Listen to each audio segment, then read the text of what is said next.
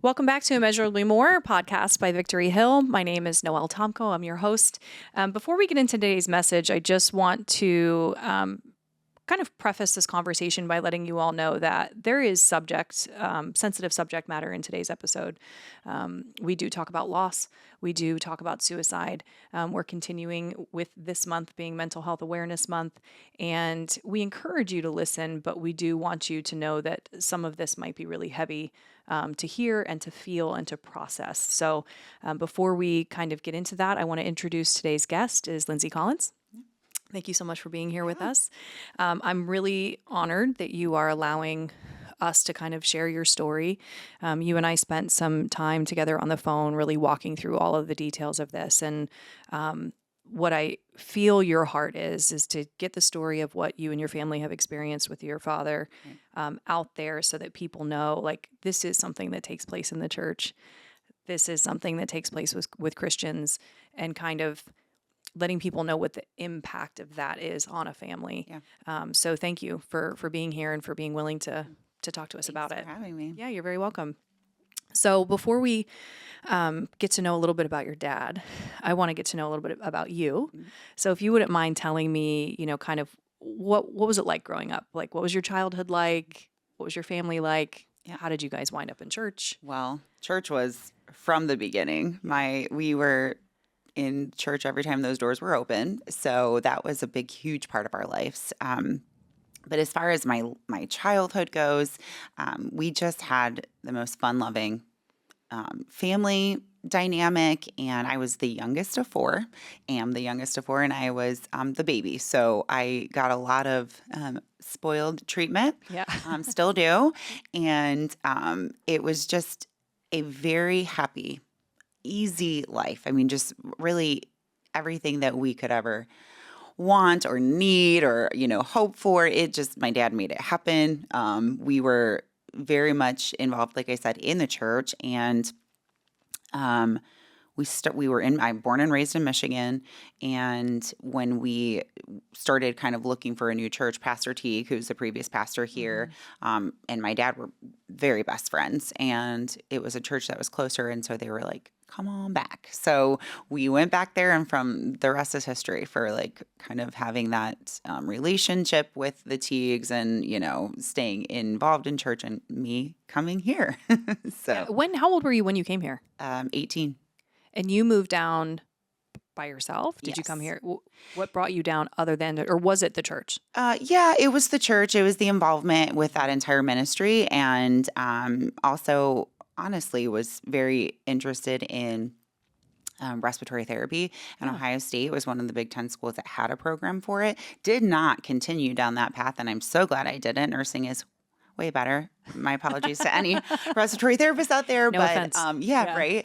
So, but yeah, it was staying kind of involved and attached to that ministry, and being so connected with Dave, as my worship leader mentor at that time, and wanting to kind of keep growing that. And so I felt like God was allowing that door to open, and I followed it. So, and now the rest of your family at this point was still in Michigan. Yes, and we're very upset with my decision to come anywhere close to the Buckeyes. You got it. And I am a tried and true Buckeye, so they got me. It's hard to do when you're an alumni. They try. Yeah. We grew up in Florida, and my father was a diehard Buckeye fan. And in Florida, people are like, well, you're rooting for the Buckeyes. There's like 80 other colleges here with, incredible football teams. And we're like, no, we're Buckeyes. Mm-hmm. So you mentioned, having your mentor in worship, and when did you kind of start to feel like, that you had the gifting for, singing? You have a beautiful voice. Thank you. But also, when did you feel God was kind of calling you into worship as a ministry, as a service to the church? Funny story, I never did. It was everyone else who saw that in me. I started playing piano when I was about 6 years old, which was something that I love doing. My family, my dad especially, encouraged me to be in every sport and every activity that I wanted to, but I kept getting drawn back to music, specifically piano. And so when I was involved in school, went to a Christian school, involved in school plays and church plays, and people would really take notice, like, wow, you have like talent at the time. I was a kid. I was like, well, it's fun. And when it became kind of more noticeable was really as I got older, young teen at the church, where we went with Pastor Teague and the whole crew that's here now. Yeah. I was like 12 or 13 years old, and I really only played piano as any type of like instrument of worship, not really my voice at the time. And all of the older youth were getting ready to move on and go to college, and there was a few of us left that were younger. And it wasn't even like, I want to do this. It was like, well, we need you to do this. And I was like, okay. So I started playing piano. I have got to tell this funny story. If anybody knows Josh Teague, he was, he's the son of Pastor Teague previously. So he could sing, and he was on the praise team for the youth worship at the time. And the very first time they ever had me do anything, I was just up playing piano. I had never played chords before. I'd never played anything for worship. Yeah. And here I am like, I don't know what I'm doing. Josh is singing. I'm on keys. We're a 2-man band. And quite literally, I was destroying it, and not in a good way. And I was so appalled. I'm such a perfectionist, and I was so embarrassed and appalled. And it was just a little youth room. I mean, we weren't impressing anybody. It wasn't for like this big service. I got so uncomfortable. I just slinked down off that keyboard, climbed myself behind the curtains that like separated the back of the room and the audience. And I sat there and hid and cried. And poor Josh was left out there to just sing a cappella by himself. And from that moment, I'm like, this isn't a calling. Trial I'm not by doing fire. this. Yeah. But then people poured into me, especially Dave and his sister Amber. And they really helped kind of develop what was more or less the musical side of things for playing piano.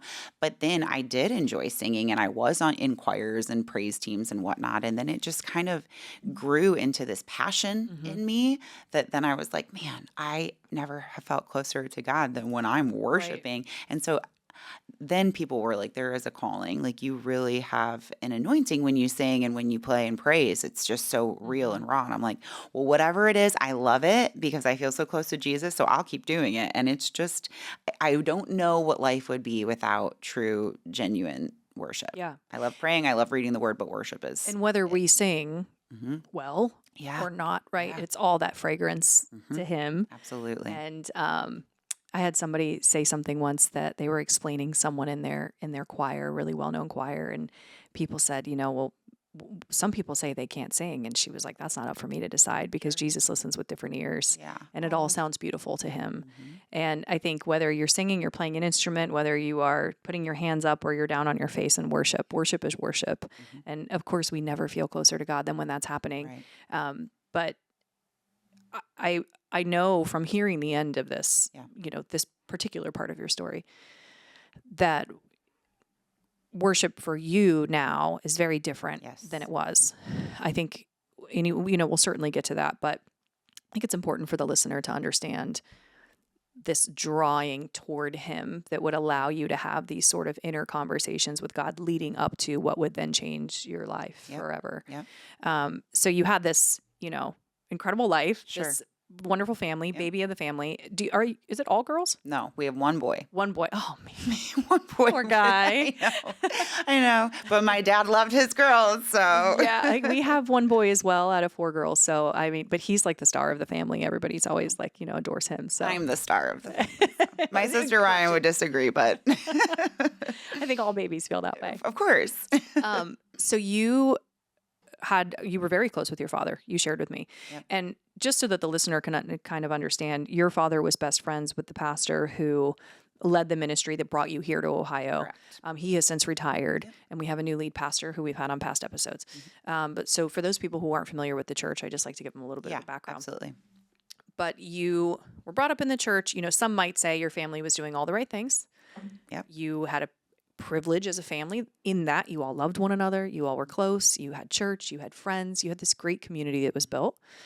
Not always clear indicators of someone struggling so severely to the point of taking their own lives. So with your dad, as you kind of became an adult, you were living here, they were there, everything was the same. Your dad was the same man that you'd always known. He ran a business. He was married to your mother. He had these children that he poured into, obviously his church community. It was a significant change.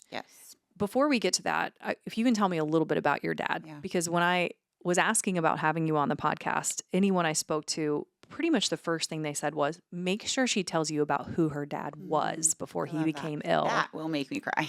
And so I wanted to make sure Yeah. I heard that piece to it.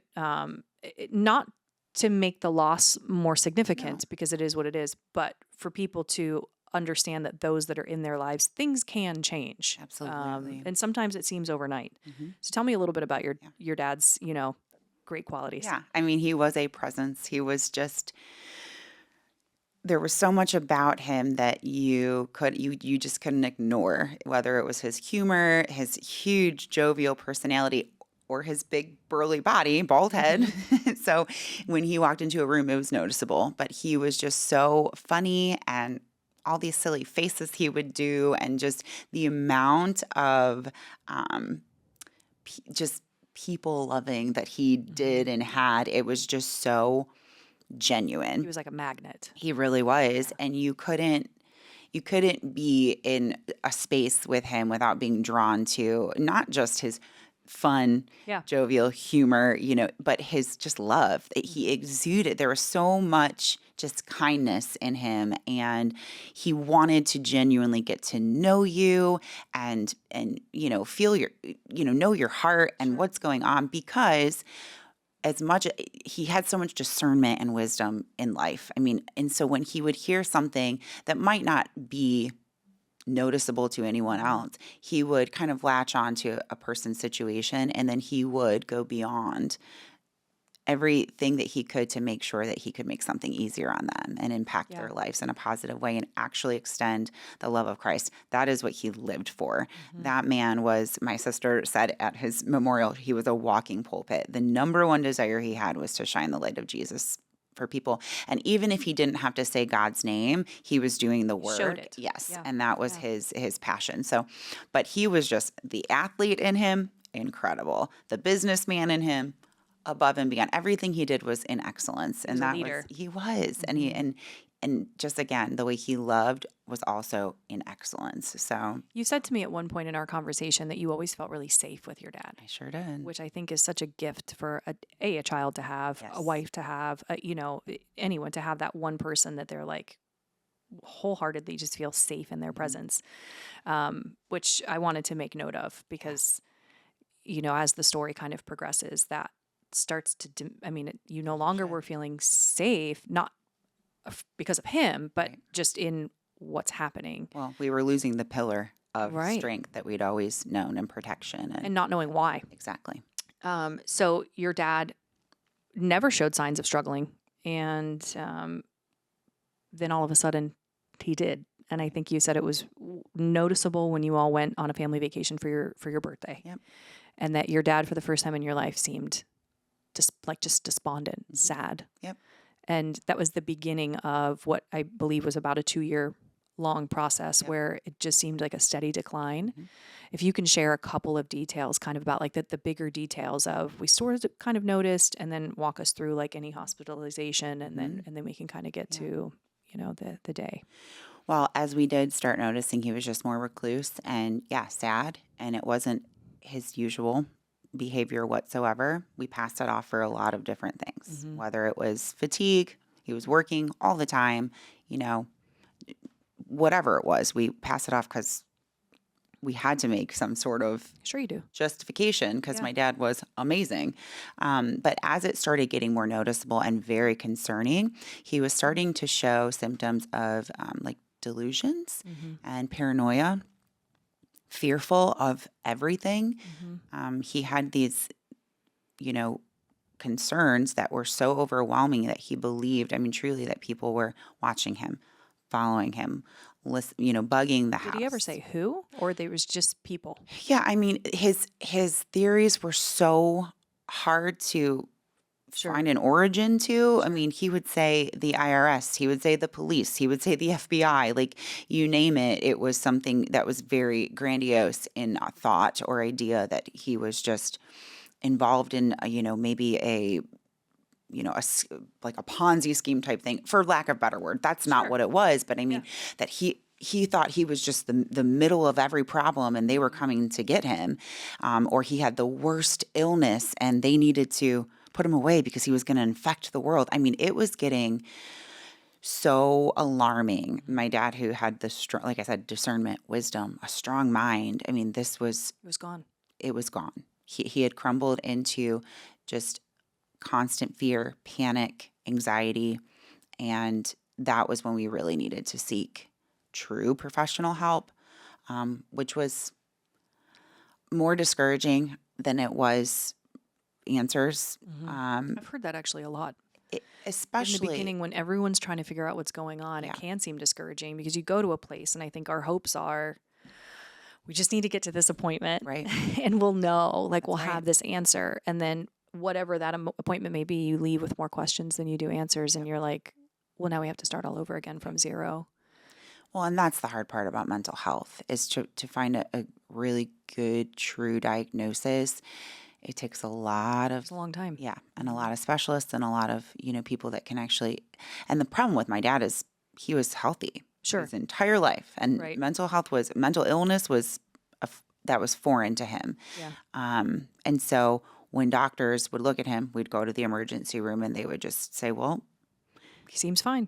He's an otherwise healthy man and we don't know. So, what we ended up hearing very commonly was it was just probably a temporary mental breakdown and he would be fine. Let's get him to, let's get him to a safe place, which happened to be, yes, a psychiatric, admission. Mm-hmm. They thought that would be a good start to get him on appropriate medications to maybe help calm some of that anxiety and the fear and the panic.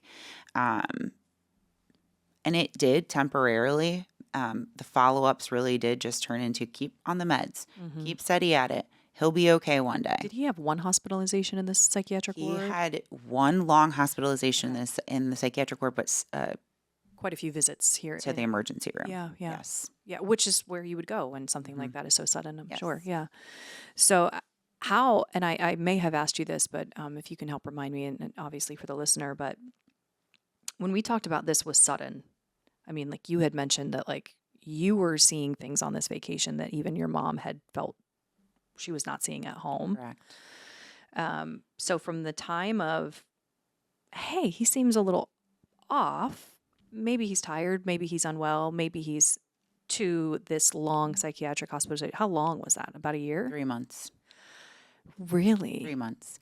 The unfortunate thing is to actually go back beyond those 3 months, and let's take it back a year from that point even, when we didn't notice things. Now, looking back, there were these red flags that we were collecting. Previous to this family vacation. Yes, that were becoming these pieces to a cryptic puzzle, right, that we didn't know we were putting together. So once it was actually noticeable to us, it was very close to the end of, to becoming extreme. Exactly. So, you're, I want to kind of talk about like I don't want to use the word faith, your relationship at that time with Jesus. What were your conversations like with him about your dad? I'm sure answer seeking. Yeah, answer seeking, but I still had certainty. Because I've certainty of healing. Sure. Because God had never failed us. Yeah. We had never gone through a crisis. We didn't know what it was to see, to see something so tragic happen in any family member, but especially our dad. Sure. And so what I really was leaning into was the faithfulness that my dad had to God was going to come through. Right. And God was going to bless him for that and reward him for that. So I was certain. I have journals that I'm like, this is the day. This is the day. This is the day. And when it wasn't, my discouragement was not necessarily like it's not going to happen, but when, God. And also my ache for my mom. Sure. That was a lot of my conversations with God. Protect her. Yeah. Protect and like her heart. strengthen her because she didn't know how to deal with the man of her dreams. Like that's literal. Her from the time they were young, and he provided and he loved and he poured into and he was her strength and her protection. And now she is essentially caretaking for him. Yes. Yeah, terrified. As though he was kind of a child. I mean, that's really how it was. Because there's no ability to rationalize. Right. So, and I did say this to you on the phone, and I want the audience to understand this too. I do not have personal experience with anything of this nature. And I said to you, if there's anything I ask or say that is not something you're supposed to ask or say to someone who has walked through this, I'm always open to learning and want to make sure that I'm extended the grace to be corrected. So if somebody's listening and they're like, how could she ask that?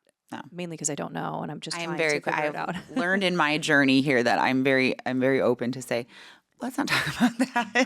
Great. And by all means, please have that authority in this conversation. Thank you.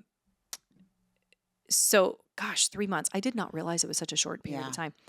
That is terrifying for a family.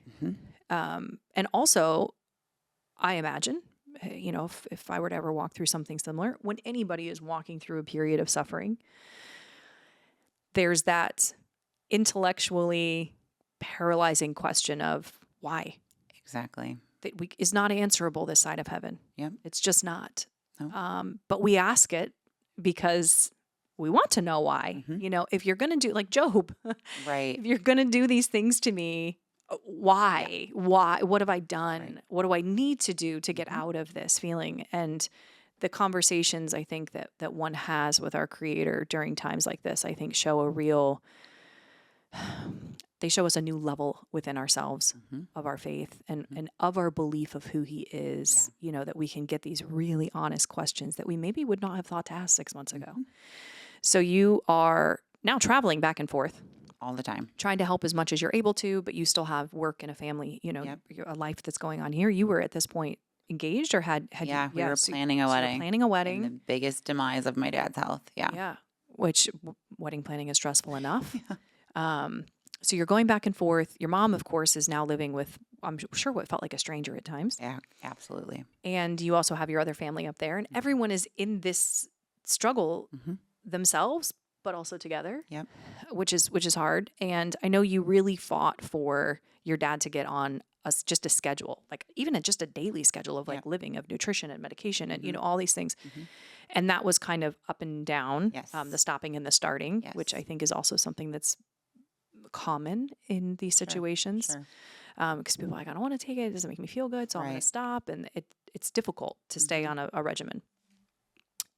When you went home for the last time that your father was here, he had been on the upswing. He had. And you had these conversations with him where you felt like your father was returning. Yep. And one of the things that you mentioned in our conversation was, I always knew this was going to be a testimony. Always knew this was going to be a testimony. So I imagine when you're hearing him start to come back as this man, it's like, this is the breakthrough we've been waiting for these 2 years. Yep. And walk us through a little bit of that day. You don't have to share all of the details, but I think you knew in your spirit something was happening. Yes. And you felt very uncomfortable with him not being in the home where everybody else was. He was out back. He was in his shed where he had a lot of his supplies and just different things for the yard and whatnot. And it seemed like everybody else was kind of like, he's fine. Yeah. But something in you was like, I don't trust this. Something feels wrong.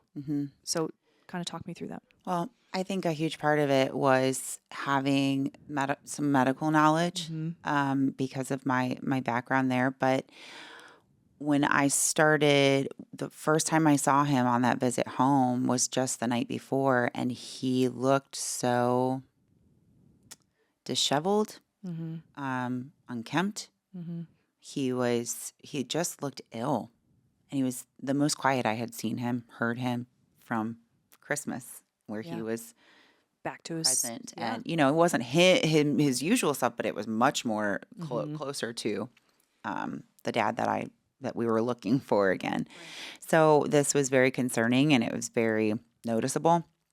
And I started kind of prying into with my mom what's going on and what's he's doesn't look like he's doing well. And she was just too close to the situation. And yes, she was very unaware really of the concerns that I had kind of had and been feeling. So the morning of, there was just a conversation. I knew I needed to get out to him at that shed because I had found out he'd been going out there for days on end for hours at a time by himself, which is isolation. And so I was determined to make sure we got him in, and we started talking, and especially when I found out that he had been off meds and Right. was going to start back on them, or had started, in just days prior. And so that was, the last conversation I ever had with him. I asked him to come in. I asked him, let's talk. I said, you're scaring me. I'm worried for you. And his last words were the most cryptic message that will sit with me forever. But it was, I've got to do this, Linz. Give me 5 minutes. And I now know what that meant. Right. And he went to that shed, and I, of course, in my just unawareness, but concern, was like, You were uncomfortable. I was, yeah. and something deep in my spirit and heart knew exactly. And I had said the words to my mom prior to going out and checking on him again. Again, very sensitive, but I said, he's going to kill himself. And my mom's like, absolutely not. There's no way. He loves God. He's all the things. He would never do that to us. And people just don't understand, when you're in the depth of the misery and despair of mental illness, how far you can actually go to try to find relief and try to find escape. Sure, absolutely. And so when I had gone back out there, is when, I happened right upon the scene of him, taking his life. And that was the Actively. start. You didn't come in after. You came in, Correct. and then it happened. Yeah. And, Do you think he was aware that you were in there? that's been something that is hard to answer and talk about. And you don't need to. I just didn't know No. if it was something you had the answer to and I had never asked, or. No. And I think this is something I've talked to with my safe people and my counselor oftentimes, because it almost felt like, wow, he got rid of his pain and just gave it to me. My dad was the most, he would never Right. intentionally. He wasn't aware of your presence in No, there. like he would never intentionally hurt or Yeah. devastate, his kids especially. And so I think it was, I don't know who's coming in here, and he knew somebody was approaching, because the shed was open, the doors slammed closed, he heard the walking. I mean, but when you're in that much of misery, it does not matter, right? That makes perfect sense to me. And I think it was whoever it is, I don't care. I don't want to be stopped. So You had told me that when you found out he had been going in there for days prior, hours on end, after this happened, you felt that he had been in there trying to work up the courage. yeah. The other thing that really stuck out to me was you said, as soon as you saw this happen, your father taking his own life, which, obviously I think even probably 99.9% of the people listening can't, you're like, okay, I understand what you can't imagine what that's like. Right. But you said that instantly you felt the Lord say to you, this was not a secret to me. Yep. And I was reading something the other night that Elizabeth Elliot was saying about when Jim died, that she got this call that he was missing. And she said immediately she felt the Lord say to her, I am with you.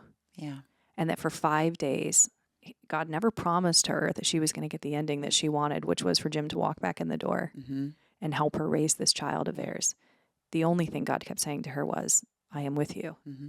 And it's interesting to me in hearing your story that the very first thing you felt almost audibly was, this was not a secret to me, that he came to minister to you in your pain and your shock and your immediate trauma to say, I see you. I see you. I'm here with you. I see you, and I'm not going to let you go.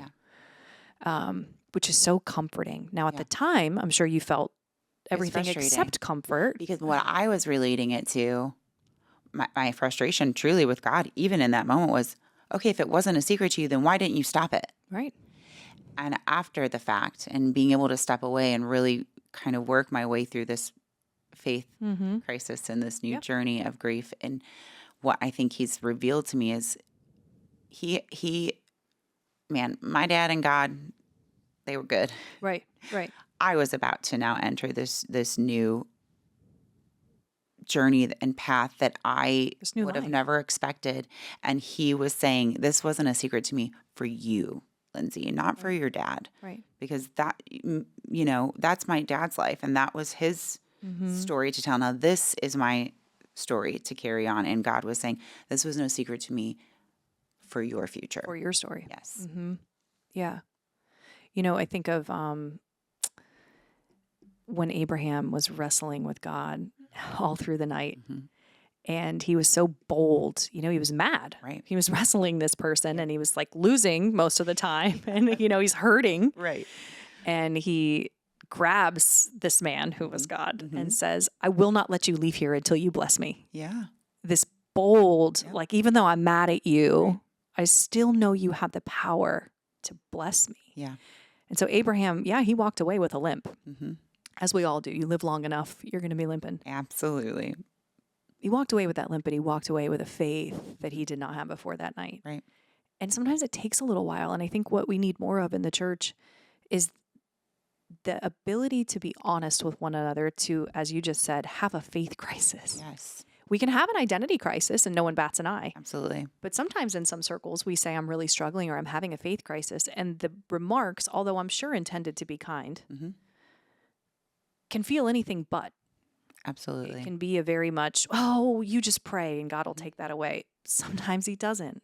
Right. Oh, that Doesn't is mean it. he's not Yep. good, but Yep. sometimes he doesn't. That's right. And so for someone to say that, you kind of just, as you mentioned, save people, you start to realize like you're in these moments, your circle sort of needs to become a little bit smaller.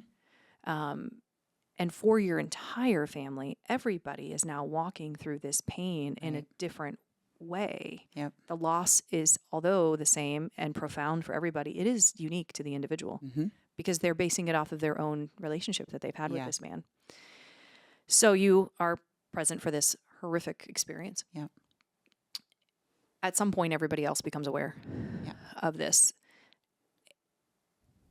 Tell me about if you had to have been angry with God. Angry is an understatement. Mm.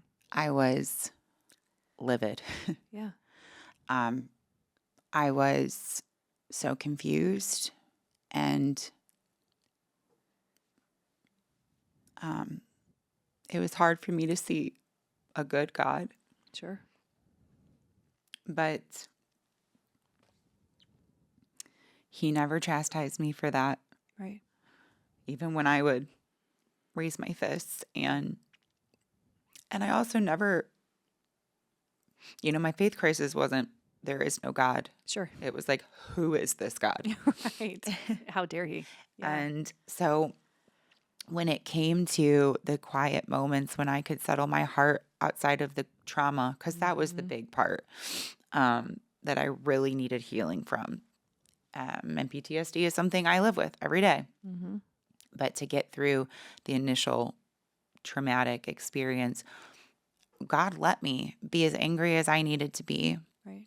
And he never punished me for that. Right. And so when I recognize there was never a verse that was more true to me in the Bible than God is close to the brokenhearted. You hear it and it sounds cliche until you have a broken heart Right. and you're like, wow, he gets so close. That is when his power is made perfect, when I am never weaker. Yeah. And so yeah, angry, but it turned into, an enormous amount of gratitude for his grace. Yeah. Yeah. His grace and his mercy. Mm-hmm. Because there had to have been merciful moments through the healing. I mean, healing in itself can be extremely painful. Yeah. And I think God's mercy is bestowed upon those who actively are seeking to say, I've got to move forward in this with you. Mm-hmm. You got to show me how. And he meets us in these places with so much mercy and grace that we do not deserve, but he still somehow sees fit to give us. Yeah. I know you went through a period where you could not bring yourself to sing anymore. Mm-mm. So you had this whole life of building up to this passion of yours, which Yeah. was to be close to Jesus through Right. song. And now, really rightfully, you felt like, I can't do that. I can't sing. I can't worship right No. now. Not because, again, it's not because you didn't believe he was God, but you were coming from a place that must have felt so empty. Yeah. And defeated. And so Mhm. when I would hear these songs of victory and the constant, worship songs of he's going to bring you through and all Yeah. the things, I was only and always relating it to, well, you didn't for my dad. Right. Of all people, why not him? He was such a good believer and faith follower and lover of Jesus. Why not him? And so all of this worship sounded like, I hate to say it, but it sounded like a lie. Yeah. Even though I had seen God move in those ways in the past. Mm-hmm. In this moment, I felt so far from those truths that I was like, I don't even want to worship Mm-hmm. because I feel so defeated that these words are just almost, it's a facade, it's a joke. Yeah.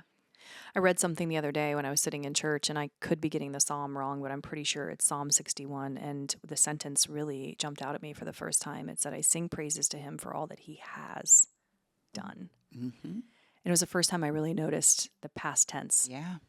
That when we're singing praise, it's not always because we're praising in the moment. Yeah. We're praising him for all he has done and Yeah. will do. But sometimes we are in this place of, I'm not praising this situation, Mm-hmm. but I am praising that you're going to somehow get us through this situation because you've already done it, That's type right. of thing, you know?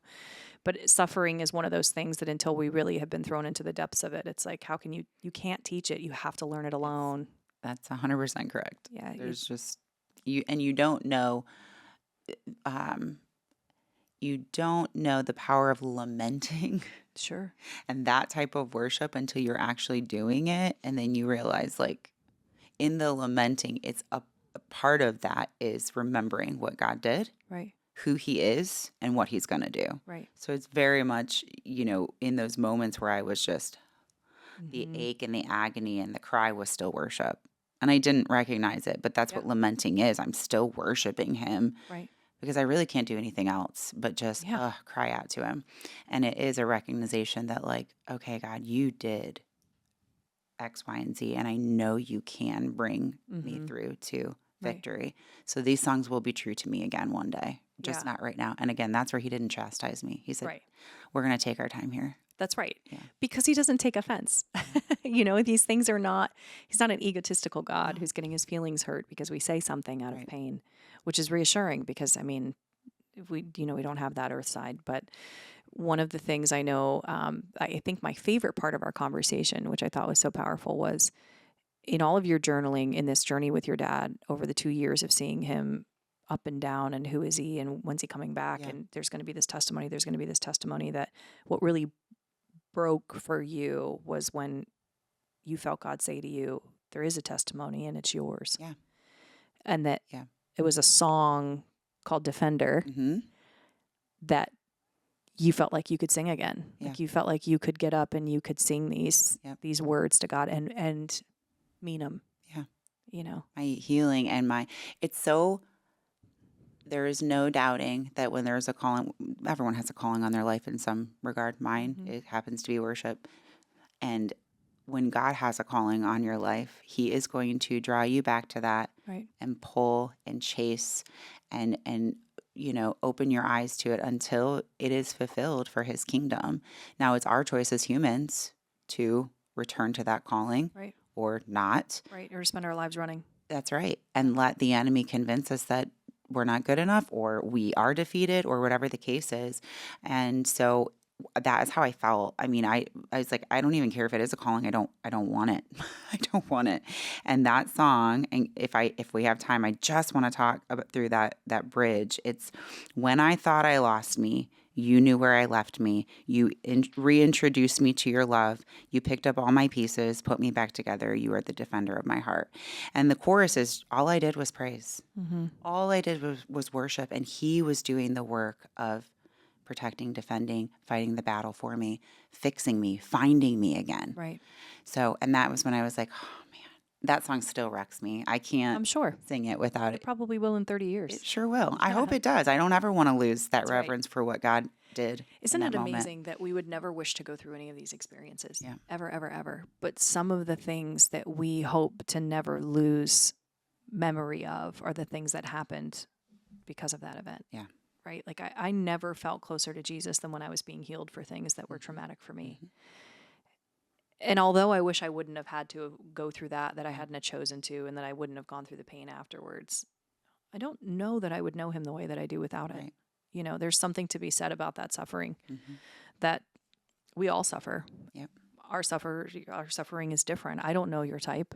You don't know mine. We don't know anybody who's listening, but everyone's got it. Right. And it sometimes is the greatest teacher. I mean, really, it's like we learn this newness of God. Yep. And ourselves. in God. ourselves. It's like this is a new me, and I'm so much truly I can say I'm more proud of who I am now going through this, Right. because of who God revealed in me that I can be Right. more like Him. It's like this stripping down Yes. and being comfortable enough to walk out in the world in this stripped down version. Yeah. I read something today that said strengths don't impress people as much as sharing your weaknesses does. And it's like so true. It's like that's why the Bible, I think, calls us out to say, confess your sins one to another. Not because you're trying to embarrass yourself or shame yourself, but you're trying to extend to somebody else to say, I'm just like you. We're real. I'm hurting just like you are. I'm suffering just like you are. And God loves us both. Right. How can it be? Right. So what do you, this is impossible to wrap up. So I'm going to ask the question, but I do not expect a singular answer, but it's just to kind of this broad. Okay. What, since that day to today,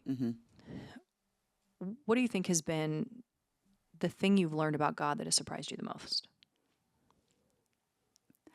I think the biggest surprise that sat with me is just how much grace He actually does have.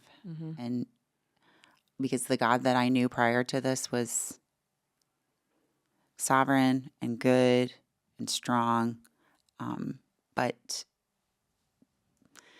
zealous. And He wasn't the soft God that I know now. It wasn't the sit down and weep with you God. Yes, exactly. And so that was the most shocking because, and I said this when we spoke before, I feel like He has revealed to me that like seeing people through His eyes looks a whole lot different than we think it does. Yeah.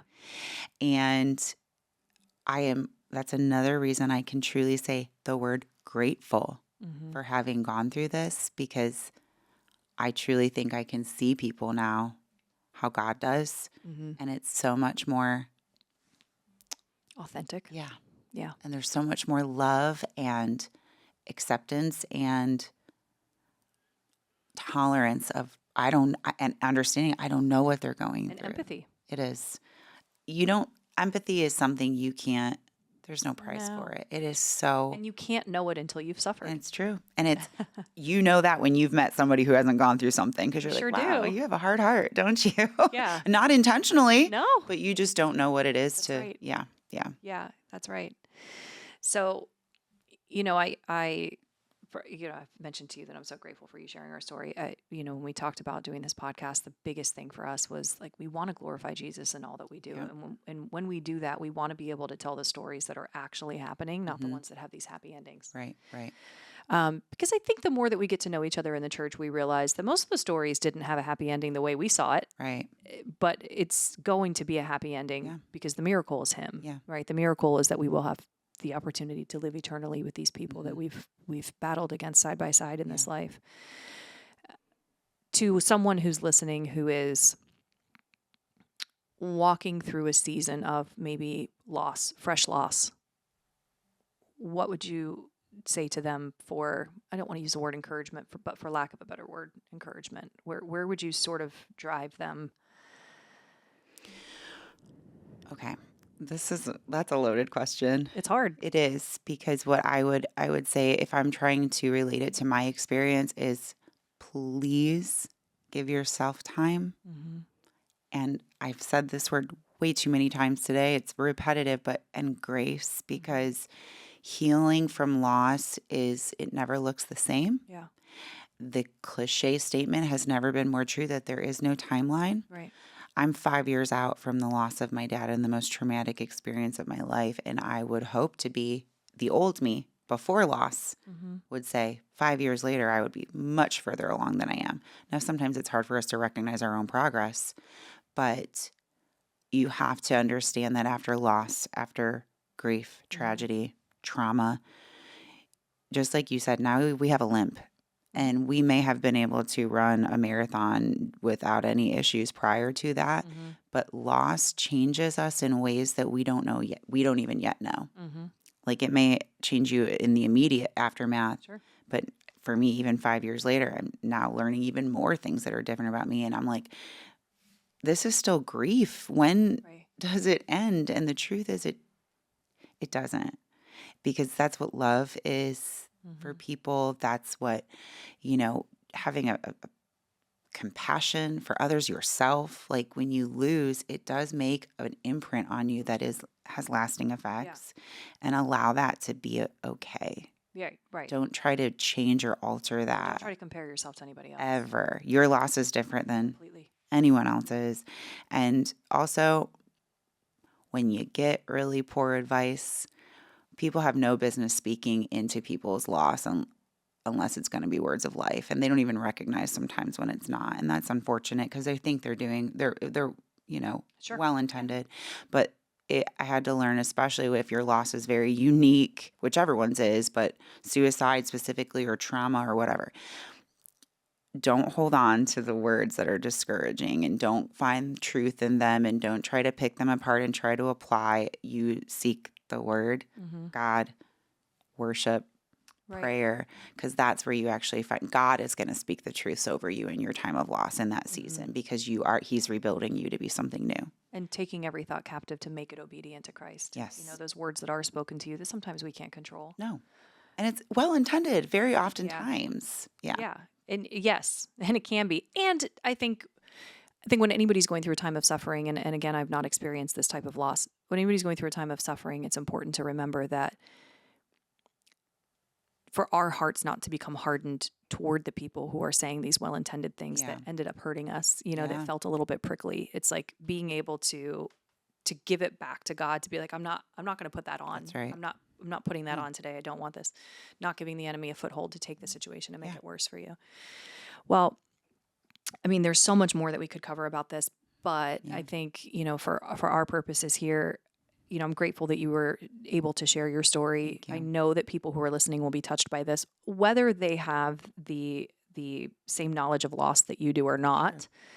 I think it's in that wrestling with God, that was important to me with your story, is the honesty of it, to say, I was really, really livid. Mad.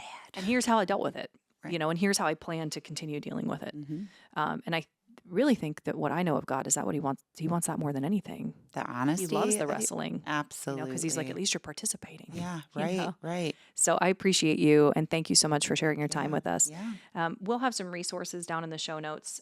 So, please, if you need any help with anything, reach out, and we will get you into the best, possible hands that we can. But thank you for listening, and we hope to see you guys back next time.